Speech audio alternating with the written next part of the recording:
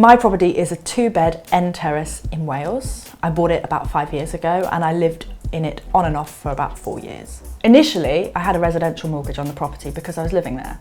But by law, when I had tenants in the property, I had to change to a buy-to-let mortgage. I used Habito as a broker for ease and simplicity in finding my buy-to-let mortgage, and because they helped me get the best deal.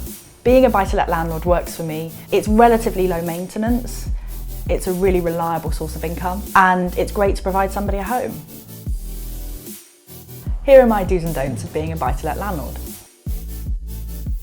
Do plan in advance.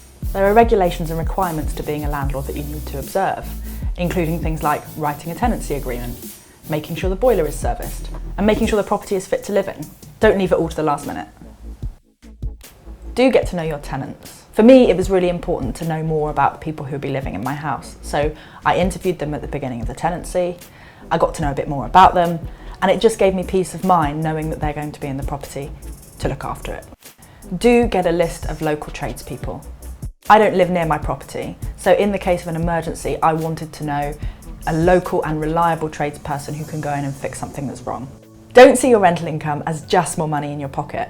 Keep some cash aside for things like tax, maintenance and emergencies.